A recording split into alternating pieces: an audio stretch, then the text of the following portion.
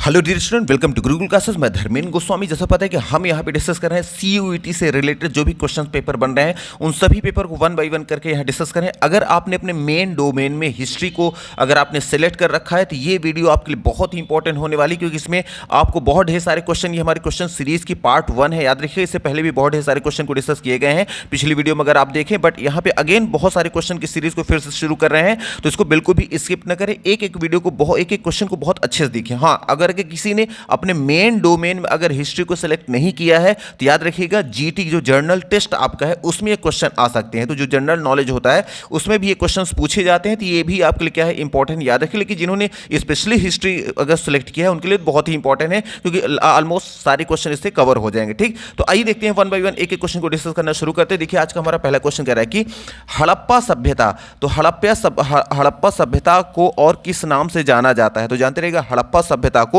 जिस नाम से जाना जाता है वो है सिंधु घाटी की सभ्यता, और सिंधु घाटी की सभ्यता है ऑप्शन नंबर सी में। तो हमारा सी नंबर यहाँ पे राइट आंसर हो जाएगा। जानते रहिएगा, हड़प्पा सभ्यता को सिंधु घाटी की सभ्यता के नाम से भी जाना जाता है। ठीक, फिर आ जाएंगे। देखिए हमारा सेकंड नंबर क्वेश्चन कह रहा है कि सर जॉन मार्शल ने किस वर्ष हड़प्पा सभ्यता की खोज की घोषणा की थी? तो जानते रहिएगा, सर जॉन मार्शल ने जिस वर्ष हड़प्पा सभ्यता की खोज की घोषणा की थी वह वर्ष था वर्ष 1924, और 1924 दिखा है ऑप्शन नंबर बी में। तो हमारे यहाँ पे बी नंबर राइट आंसर हो जाएगा। याद रखिएगा, सर जॉन मार्शल ने 1924 में हड़प्पा सभ्यता की खोज की घोषणा की थी। ठीक, फिर आ जाएंगे। ठीक, थर्ड नंबर हमारा क्वेश्चन रहा है कि हड़प्पा सभ्यता में अधिकतर किस धातु का प्रयोग किया जाता था? तो याद रखिएगा, हड़प्पा सभ्यता में जिस धातु का ज्यादातर प्रयोग किया जाता था वो धातु थी कांस्य, और कांस्य देखिए है ऑप्शन नंबर सी में। तो हमारे यहाँ सी नंबर राइट आंसर हो जाएगा। याद रखिएगा, हड़प्पा सभ्यता में अधिकतर जो धातु का प्रयोग किया जाता था वो कौन सी थी? कांस्य थी, याद रखिएगा। ठीक, फिर देखिए आ जाएंगे हमारा फोर्थ नंबर क्वेश्चन रहा है कि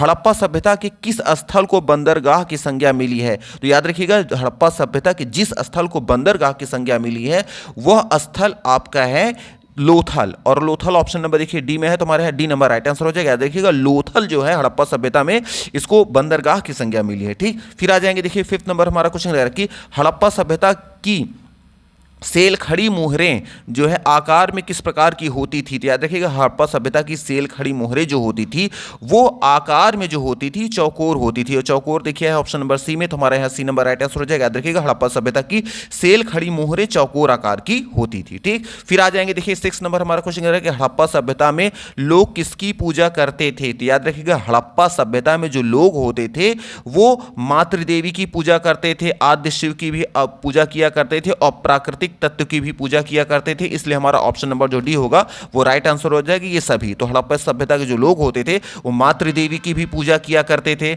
उसके साथ आदि शिव की भी पूजा किया करते थे, और प्रकृति की देवी की भी, प्राकृतिक तत्व की भी पूजा करते थे, और इसलिए हमारा यहाँ option number D right answer हो जाएगा। फिर देखिए आ जाएंगे 7 नंबर कह रहे हैं हड़प्पा सभ्यता में शवादान की कौन सी पद्धति प्रचलित थी? तो याद रखिएगा, हड़प्पा सभ्यता में शवादान की जो पद्धति प्रचलित थी वह पद्धति थी पूर्ण शवादान, आंशिक शवादान और शवदहन, ये तीनों ही प्रचलित थी। इसलिए ऑप्शन नंबर हमारा जो डी होगा राइट आंसर हो जाएगा। याद रखिएगा, हड़प्पा सभ्यता में शवादान की जो शैली, जो पद्धति जो प्रचलित थी वो पूर्ण शवादान, आंशिक शवादान और शवदहन ये सभी थी। इसलिए ऑप्शन नंबर डी को हम क्लिक कर देंगे।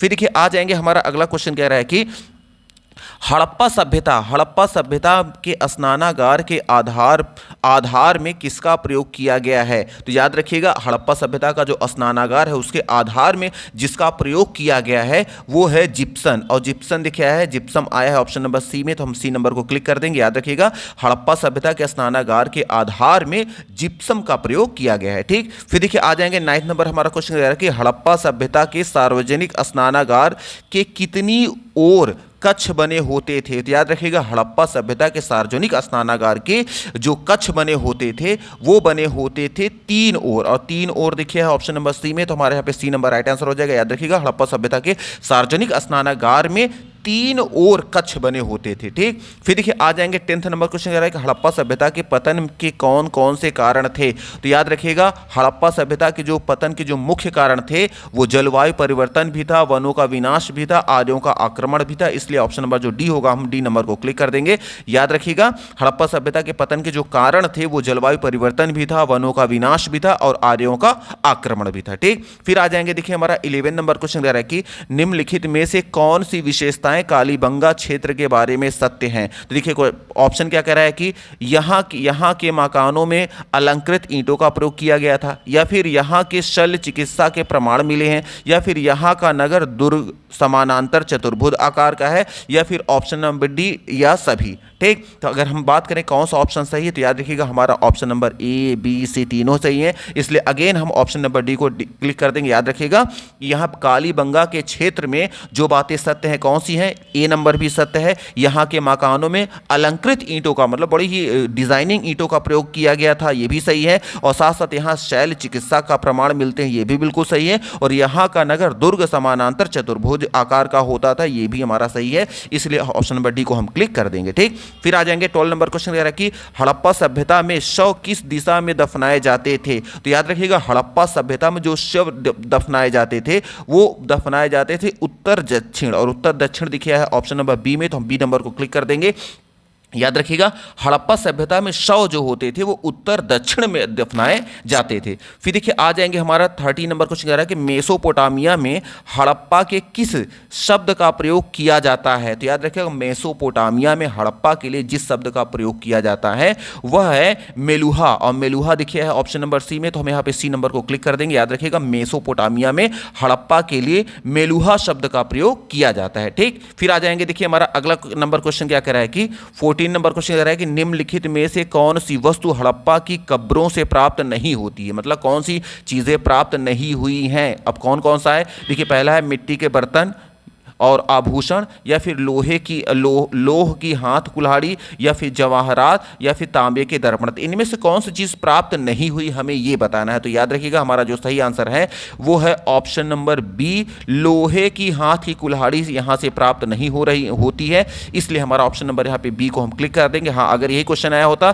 कि कौन कौन सी चीज प्राप्त होती हैं, तो मिट्टी के बर्तन और आभूषण भी प्राप्त होते हैं, जवाहरात भी प्राप्त हुए हैं, और तांबे के दर्पण भी प्राप्त हुए हैं। जो नहीं प्राप्त हुआ क्या है, लोहे की कुल्हाड़ी, और क्वेश्चन पूछा कि क्या प्राप्त नहीं हुआ है, तो हमारा आंसर नंबर इसलिए हमारा बी नंबर पे हम क्लिक कर देंगे। ठीक, फिर आ जाएंगे देखिए हमारा 15 नंबर क्वेश्चन रहा है कि हड़प्पा सभ्यता में लोग किसकी पूजा करते थे? तो हड़प्पा सभ्यता में लोग किसकी पूजा करते थे? ऑप्शन में है मातृ देवी की, आद्य शिव की, प्राकृतिक तत्व की, या सभी की है। तो क्वेश्चन रिपीट हो रहा है, तो हमारा क्या हो जाएगा, आंसर नंबर डी हो जाएगा, ये सभी इन सभी की पूजा किया करते थे। ठीक, फिर देखिए आ जाएंगे 16 नंबर क्वेश्चन रहा है कि हड़प्पा सभ्यता में किस नदी के किनारे, जो हड़प्पा सभ्यता थी किस नदी के किनारे बसी हुई थी? तो याद रखिएगा जो हड़प्पा सभ्यता थी वो थी रावी नदी के किनारे बसी हुई थी। रावी देखिए है ऑप्शन नंबर यहाँ पे सी में, तो हम सी नंबर को यहाँ पे क्लिक कर देंगे। याद रखिएगा हड़प्पा सभ्यता जो थी वो रावी नदी के किनारे बसी हुई थी। फिर देखिए आ जाएंगे हमारा अगला क्वेश्चन रहा है कि सिंधु घाटी की सभ्यता किस शहर में, जो सिंधु घाटी की जो सभ्यता थी उसके किस शहर में महान स्नानागार, सार्वजनिक स्नानागार पाए गए हैं? बहुत बड़े बड़े आकार में जो स्नानागार पाए गए हैं, जो सार्वजनिक स्नानागार पाएंगे, ये कह रहे हैं सिंधु घाटी के किस शहर में मिला है? तो याद रखिएगा वो जो शहर है वो है मोहनजोदड़ो, और मोहनजोदड़ो आया है ऑप्शन नंबर ए में, तो हम ए नंबर को क्लिक कर देंगे। याद रखिएगा सिंधु घाटी की सभ्यता, जो सिंधु घाटी की जो सभ्यता थी उसमें मोहनजोदड़ो में महान स्नानागार पाए गए हैं और सार्वजनिक स्नानागार भी पाए गए हैं। फिर देखिए आ जाएंगे 18 नंबर क्वेश्चन रहेगा कि निम्नलिखित में से किस सभ्यता को मृतकों के टीले के रूप में जाना जाता है? तो मृतकों का टीला किसे कहा जाता है? ठीक, तो याद रखिएगा मृतकों का टीला जो कहा जाता है वो कहा जाता है मोहनजोदड़ो को। तो मोहनजोदड़ो का मतलब होता है क्या? मोहनजोदड़ो का जो मतलब होता है वो होता है मृतकों का टीला। तो मृतकों का टीला किसे बोला गया है? मोहनजोदड़ो को बोला गया है, ये याद रखिएगा। ठीक, फिर आ जाएंगे देखिए हमारा 19 नंबर क्वेश्चन कह रहा है कि हड़प्पा सभ्यता की मुख्य विशेषताएं क्या थी? तो याद रखिएगा मुख्य विशेषताएं जो थी वो था शहर नियोजन, जो था इसकी मुख्य विशेषता थी। एक नंबर इसलिए हम क्लिक कर देंगे। तो याद रखिएगा हड़प्पा सभ्यता की मुख्य विशेषता क्या थी? शहर नियोजन, मतलब शहरों को बहुत अच्छे तरह से अरेंज किया गया था। ठीक, अब देखिए आ जाएंगे हमारा अगला क्वेश्चन क्या कह रहा है कि सिंधु घाटी की सभ्यता के किस शहर में किलेबंदी का अभाव था? तो सिंधु सभ्यता का वो कौन सा शहर था जिसमें किलेबंदी का अभाव था, जिसमें किलेबंदी ठीक से नहीं की गई थी? तो याद रखिएगा सिंधु घाटी की सभ्यता में जिस शहर में किलेबंदी का अभाव था वो शहर था आपका चाहुंदड़ो, और चाहुंदड़ो देखिए ऑप्शन नंबर बी में, तो हम यहाँ पे बी नंबर को क्लिक कर देंगे। याद रखिएगा सिंधु घाटी का वह शहर जिसमें किलेबंदी का अभाव था वो चाहुंदड़ो था।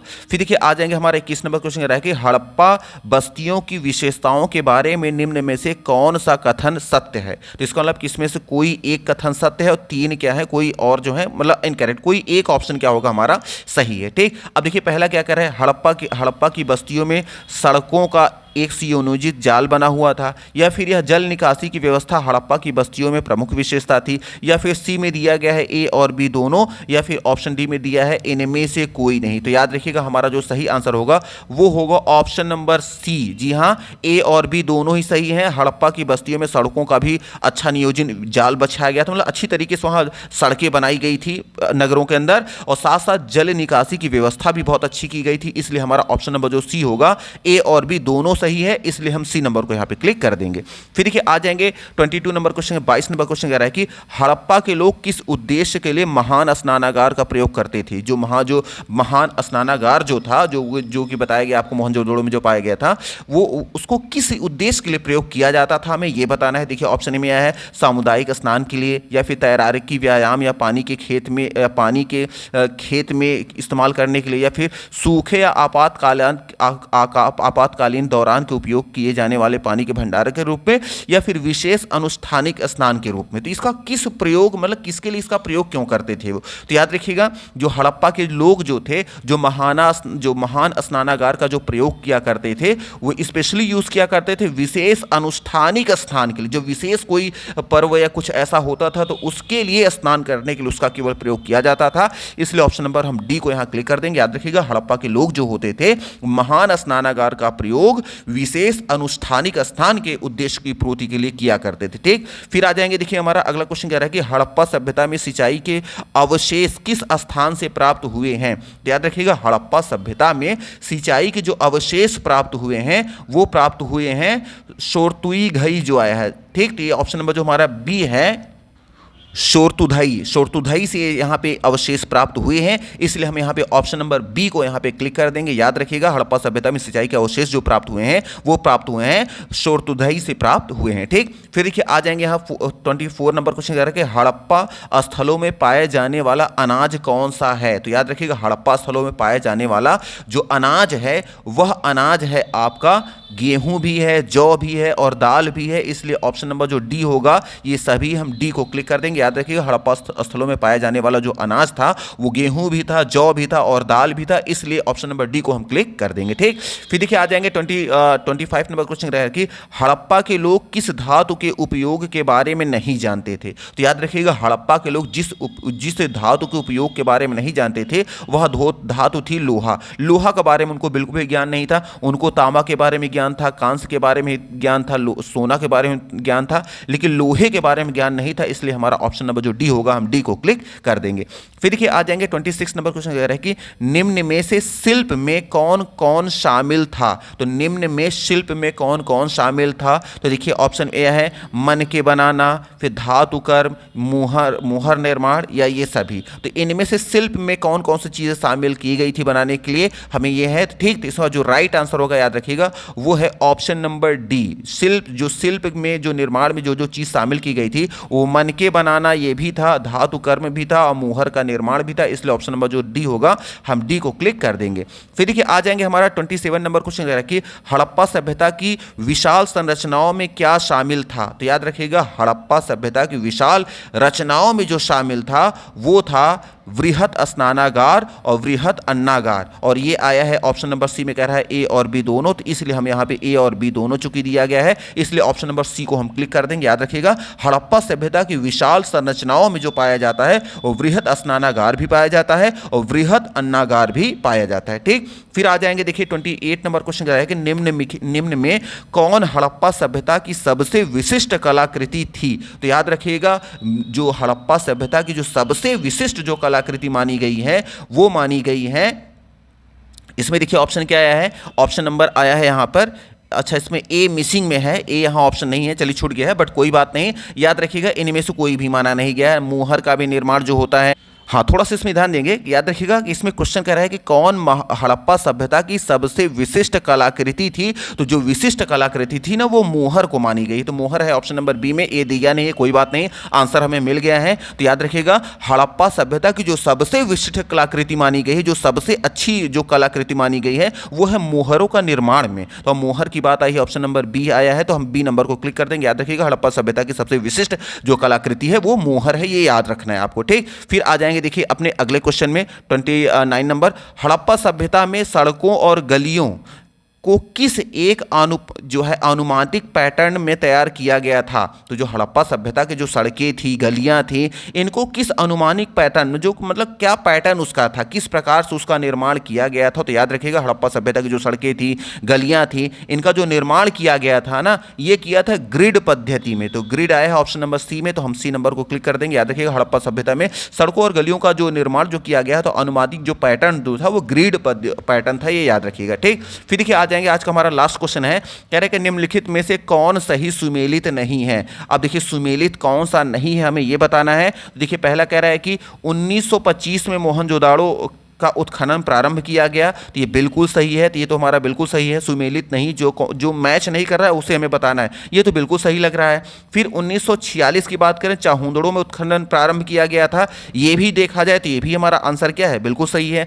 फिर देखा जाए तो कह रहे हैं 1955 में लोथल में उत्खनन प्रारंभ किया गया, ये भी बिल्कुल सही है। और ऑप्शन डी में कह रहा है कि 1960 में कालीबंगा में उत्खनन प्रारंभ किया गया, ये बिल्कुल भी सही नहीं है। और क्वेश्चन कह रहा था कौन सा आंसर इसमें गलत है, तो गलत जो आंसर है वो है हमारा ऑप्शन नंबर डी, कालीबंगा में जो उत्खनन प्रारंभ किया गया था वो 1960 में नहीं किया गया था। इसलिए हमारा ये ऑप्शन नंबर डी को हम यहाँ पे क्लिक कर देंगे। ठीक, तो मे भी आपको यहाँ पे जो भी हमने 30 क्वेश्चन को डिस्कस किए हैं, मे भी आपको यहाँ पे कुछ ना कुछ आइडिया लग गया होगा कि कैसे कैसे क्वेश्चन बनाए जा सकते हैं। याद रखिए क्वेश्चन सीरीज का पार्ट 1 है, अभी कई सीरीज आपको मिलने वाली, इसलिए एक एक क्वेश्चन को बहुत ही ध्यान से देखते हुए चलेगा। हम यहाँ चैप्टर वाइज क्वेश्चन को डिस्कस कर रहे हैं ताकि कोई क्वेश्चन कहीं से जल्दी छूटने ना पाए। ठीक, और इससे पहले भी जो वीडियो दी गई है उसको भी आप डिस्कस कर लें, जो भी है उसको आराम से देखें, उसमें भी बहुत ढेर सारे आपको क्वेश्चंस मिल जाएंगे। तो चलिए आज कितने रखते हैं। और हाँ, अगर आप वीडियो आपको पसंद आ रही है, अगर सारी चीज़ें समझ में आ रही है, प्लीज़ वीडियो को लाइक करना और चैनल को सब्सक्राइब करना ना भूलें। और आप कमेंट जरूर करें कि आपको चीज़ें कैसी लग रही हैं, आपको सारी चीज़ें समझ में आ रही है या नहीं। तो चलिए आज कितना रखते हैं। Thank you very much for watching this video. Thank you.